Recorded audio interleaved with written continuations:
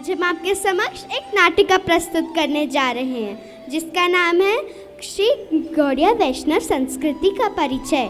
प्रायः जब हम भक्ति के मार्ग पर प्रवेश करते हैं तब हमें कुछ बेसिक वस्तुओं का ज्ञान नहीं होता, तो उन्हीं बातों को ध्यान में रखते हुए हम एक नाटिका प्रस्तुत करने जा रहे हैं। ज़्यादातर आपने देखा होगा कि बड़े लोग शिक्षा देते हैं और छोटे शिक्षा ग्रहण करते हैं, परंतु भक्ति के मार्ग पर बड़े या छोटे का कोई विचार नहीं। प्रहलाद महाराज जी और ध्रुव महाराज जी इसके उदाहरण हैं। जय भजे सई बड़। तो इसलिए हमारे लिटिल गॉडियस के बच्चे जो स्वयं भक्ति के मार्ग पर चल रहे हैं, आज हम आपके समक्ष प्रारंभिक अवस्थाओं के संशयों को दूर करते हुए एक नाटिका प्रस्तुत करने जा रहे हैं कि कैसे हम भक्ति के मार्ग पर प्रवेश कर सकते हैं। तो आइए अब हम इस नाटिका को देखते हैं और इन बच्चों से शिक्षा ग्रहण करते हैं और गौड़िया मठ का अर्थ श्रवण करते हैं।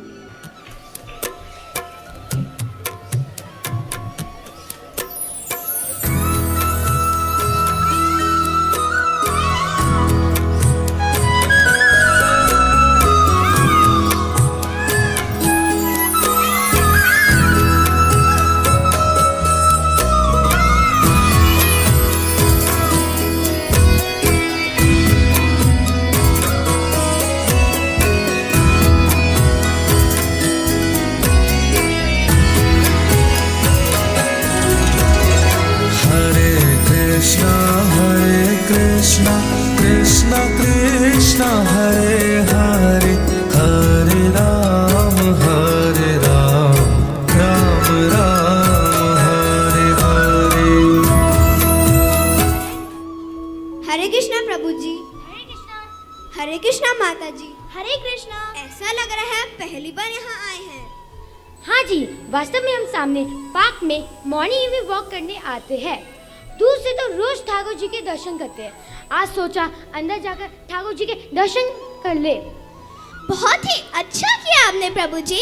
हमारे ठाकुर जी हैं ही इतने सुंदर, सबको अपने ओर आकर्षित कर ही लेते हैं। दीदी, हमने आज से पहले भी कई मंदिरों में दर्शन किए हैं। उसके बाहर जो बोर्ड लगा होता है उस पर हिंदू सनातन धर्म मंदिर लिखा होता है, परंतु जब मैं अंदर एंटर कर रही थी तो मैंने देखा कि आपके बोर्ड पर श्री रमन बिहारी गौड़िया मठ लिखा था। गौड़िया मठ का क्या अर्थ है, क्या आप मुझे बताएंगे? एक नहीं दीदी, प्रभु जी ये लोग हमारे मठ में नए हैं और हमारी थोड़ी माला सेवा रह गई है, तो क्या आप इन्हें हमारे मठ के बारे में बताएंगे? हाँ जरूर दीदी, ये हिंदू सनातन धर्म मंदिर ही है और श्री रमन बिहारी हमारे ठाकुर जी का नाम है। और गौड़िया शब्द का अर्थ है गौड़ देश से संबंधित बंगाल का प्राचीन नाम गौड़ है। हमारे पूर्व गुरु श्री भक्ति सिद्धांत ठाकुर प्रभुपाद के अनुसार गौड़िया शब्द का अर्थ है श्रीमती राधिका के अनुयायी है। जो भक्त श्रीमती राधिका के चरणों का आश्रय लेके भजन करते हैं वह ही गौड़िया है। और प्रभु जी, मठ शब्द का अर्थ है मठंती वसंती छात्रादा मठ, अर्थात जिस स्थान पर परमार्थिक शिक्षा हेतु अनेक छात्र एक साथ निवास करते हैं वही मठ कहलाता है। ये मठ वह परमार्थिक विद्यालय है जहाँ सात्विक विचार, सदाचार पालन एवं तत्व ज्ञान की शिक्षा दी जाती है। ये विद्यालय के साथ साथ चिकित्सालय अर्थात हॉस्पिटल भी है। यहाँ भगवान से विमुख लोगों का उपचार भी किया जाता है। विद्यालय, चिकित्सालय, ये क्या होता है? हाँ जी प्रभु जी, हाँ दीदी, मठ जो है वह विद्यालय है। जैसे स्कूल होता है, जिस प्रकार विद्यालय में प्रिंसिपल, अध्यापक, विद्यार्थी होते हैं, उसी प्रकार मठ में सन्यासी और ब्रह्मचारी वास करते हैं जो भक्ति के अध्यापक और विद्यार्थी होते हैं और हमें भक्ति से संबंधित शिक्षाएं देते हैं। दीदी, प्रभु जी, मठ वह स्थान है जहाँ भक्त और भगवान दोनों ही निवास करते हैं।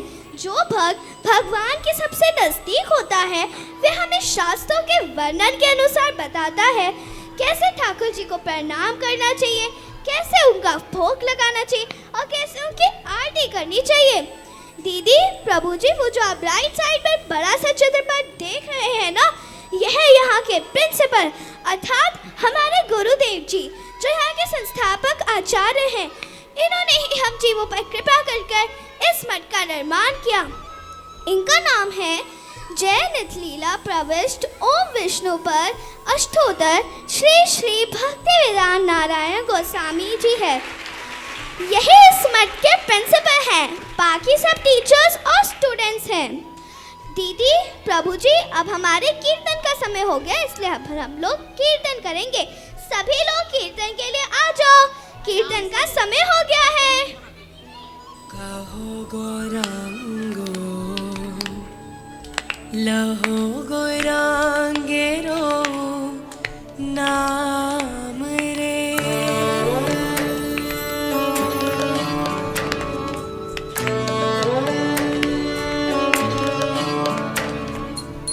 भज गौरांगो कहो गौरांगो लहो गौरांगेरो नाम रे भज गौरांगो कहो गौरांगो लहो गौरांगेरो नाम रे जी जना गौरांगा भाजे छे हो अमर प्राण रे जी जना गौरांगा भाजे छे हो अमर प्राण रे छे हो अमर प्राण रे। तो आइए अब हम श्री चैतन्य महाप्रभु के बारे में श्रवण करेंगे।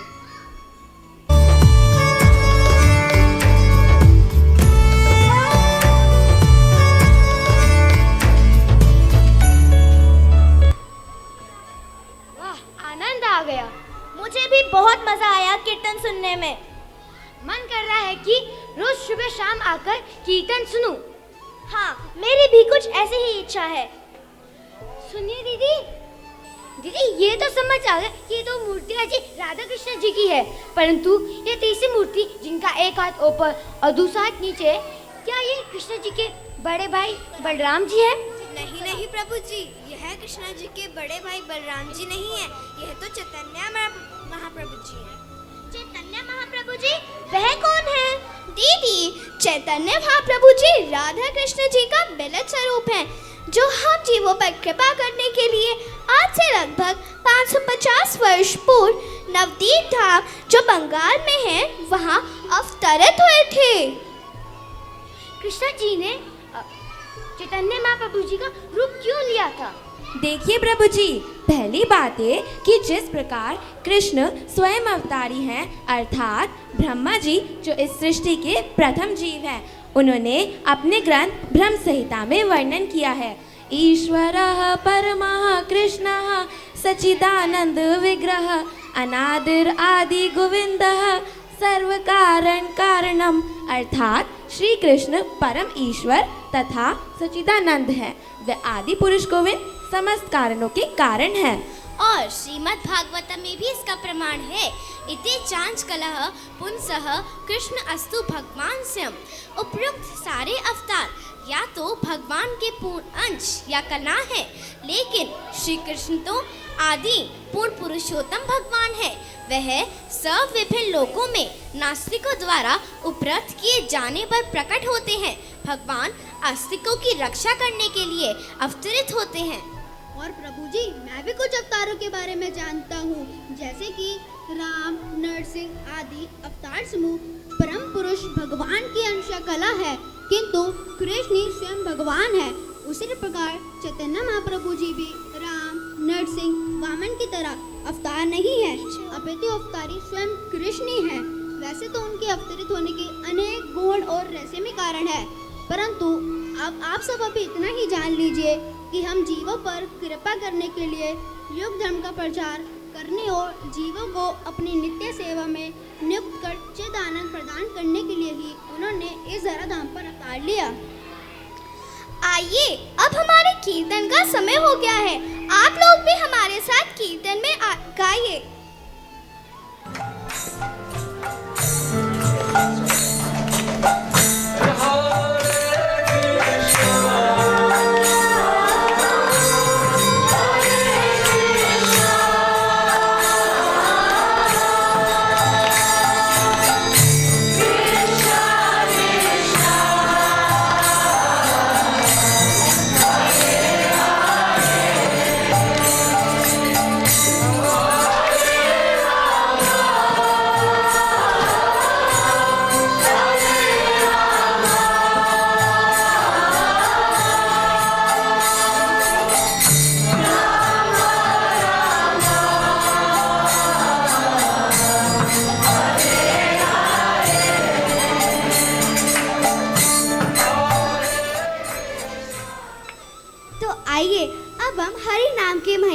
श्रवण करते हैं।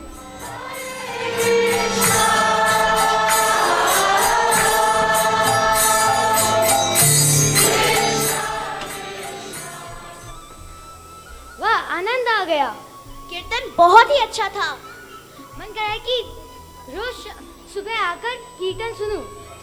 हाँ, मैं भी यही चाहती हूँ। अरे वह देखो, कितने छोटे से बच्चे माला कर रहे हैं।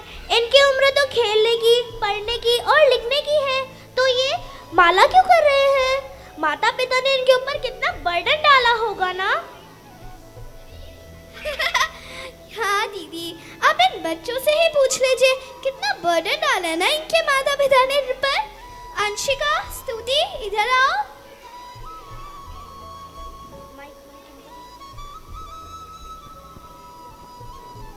जी दीदी।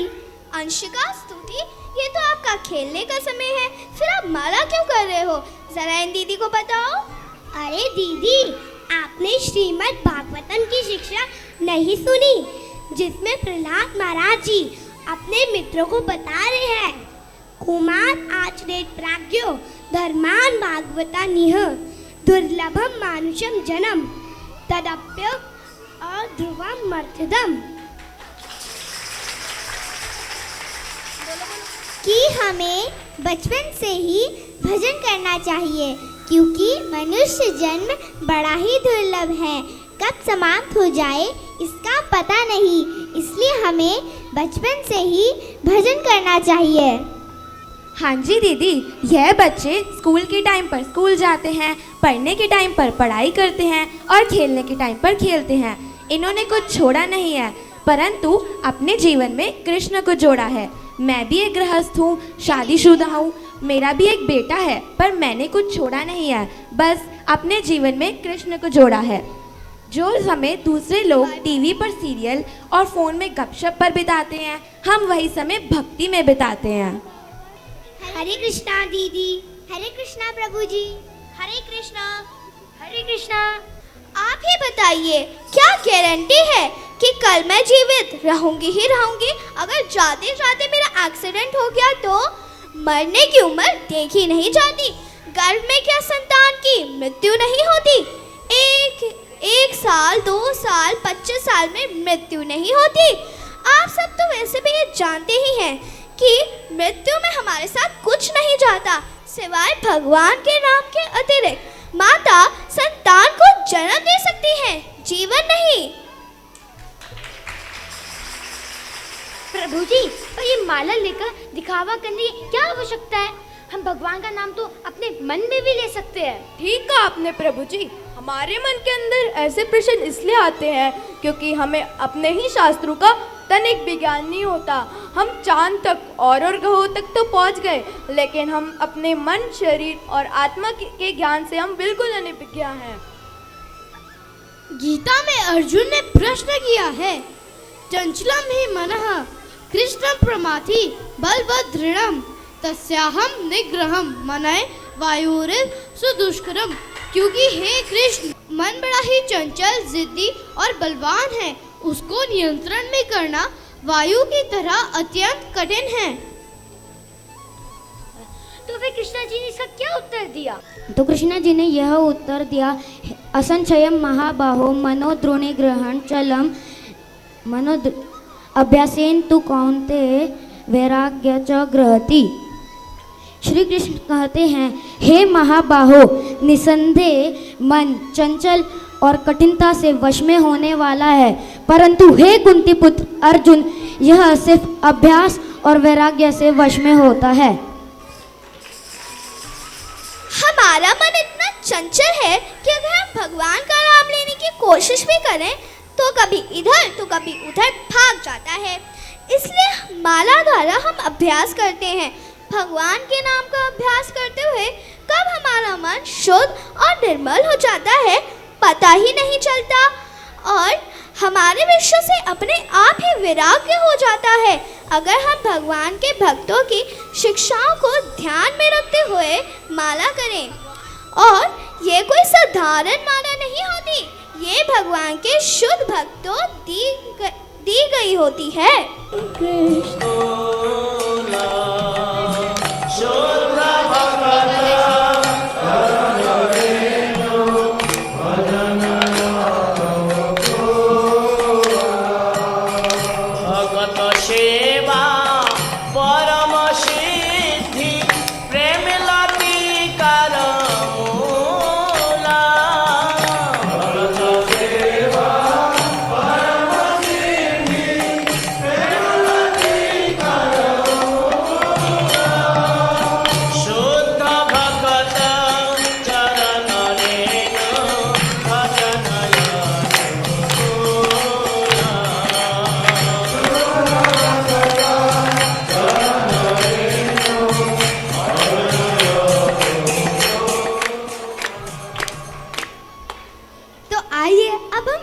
एकादशी के व्रत की महिमा को श्रवण करते हैं।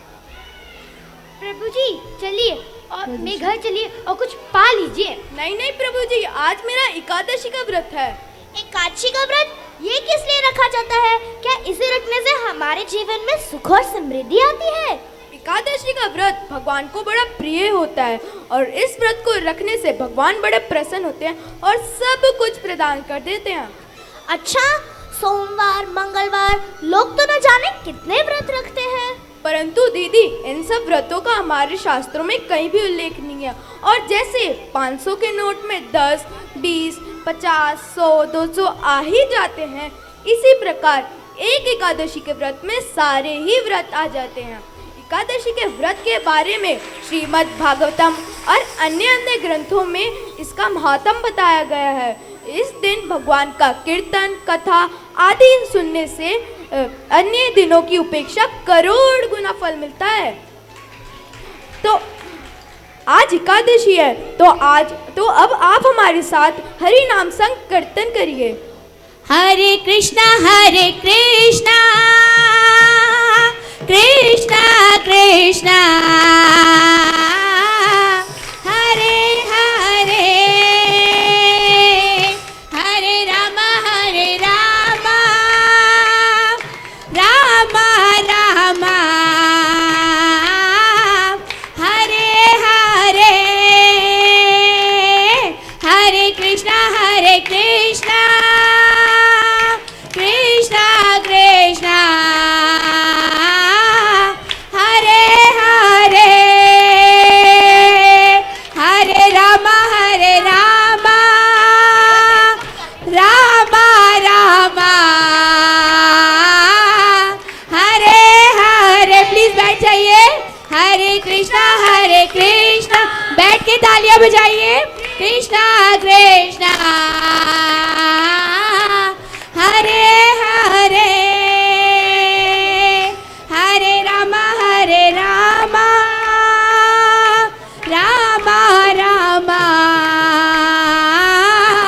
हरे हरे। तो आइए अब हम गुरु और साधु संत की महिमा को श्रवण करते हैं। हरे कृष्णा। आइए अब हमारी कथा का समय हो गया है। महाराज जी आते ही होंगे। हरे कृष्णा। आज आपने हमें बहुत ही सुंदर बातें बताई, परंतु मेरे मन में एक प्रश्न है। शुरुआत में आपने हमें बताया हरि नाम के बारे में, एकादशी के बारे में और महाप्रभु जी के बारे में, तो हम इन बातों को सही से समझ रहे हैं, ये हमें कौन बताएगा? शुरुआत में आपने हमें टीचर्स और प्रिंसिपल का ज्ञान दिया, तो ऐसा प्रिंसिपल और टीचर हमें कहाँ मिलेगा और किस रूप में मिलेगा? बिल्कुल सही। तो उसके लिए हमें एक ऐसे व्यक्ति का संग करना होगा जो पहले से ही सब जानते हैं, यानी हमारे गुरु का संग। हाँ, साधु संग करना होगा। जैसे हर ताले की चाबी होती है, वैसे ही सब प्रश्नों की चाबी गुरु के पास होती है। आप मेरे साथ आइए।